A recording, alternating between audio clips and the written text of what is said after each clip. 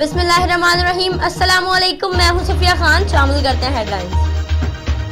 नवाज शरीफ का शरीफ medical complex में तिब्बी मुआयना। ईसीजी के मुताबिक बाएं शरियान सही काम नहीं कर रहे। डॉक्टर्स ने पीस मेकर और आईसीडी की तजवीज कर दी। मियां साहब का इलाज कब और कहां होगा, रिहाई के 4 दिन बाद भी फैसला न हो सका।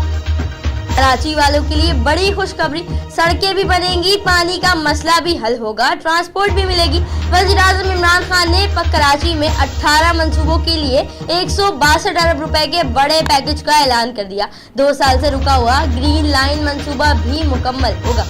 कराची में टारगेट किलिंग की वारदातें हद से बढ़ गईं। शाह फैसल कॉलोनी में निशान हैदर स्कूल के करीब कार से एक शख्स की तशद्दुद ज़दा लाश बरामद। पुलिस के मुताबिक गाड़ी लावारिस मिली। मरने वाले की शनाख्त आसिफ हसनैन के नाम से हुई। लाश जिना अस्पताल मुंतकिल कर दी गई। डिफेंस में भी नामालूम मुल्जिमान की फायरिंग से निजी अस्पताल के ड्राइवर का बेटा जान से गया। पीटीआई हुकूमत को जमहूरी कहना मुनासिब नहीं, ये लोग ग्रुप बदल कर आए। पीपल्स पार्टी के रहनुमा खुर्शीद शाह की हुकूमत पर तनकीद। बोले कौम महंगाई कम ना करने पर इमरान खान से इस्तीफा तलब करें। सखर में मीडिया से गुफ्तगू में बोले पीपल्स पार्टी ने हमेशा मुल्क बचाने के लिए कुर्बानी दी।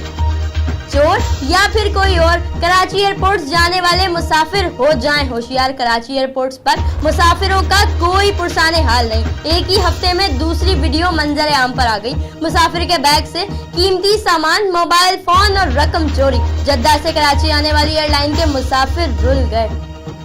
फिल वक्त इतना ही। मजीद खबरों और अपडेट्स के लिए विजिट कीजिए हमारी वेबसाइट csnlive.tv। इसके अलावा आप हमें ट्विटर और फेसबुक पर भी ज्वाइन कर सकते हैं। देखते रहिए CSN।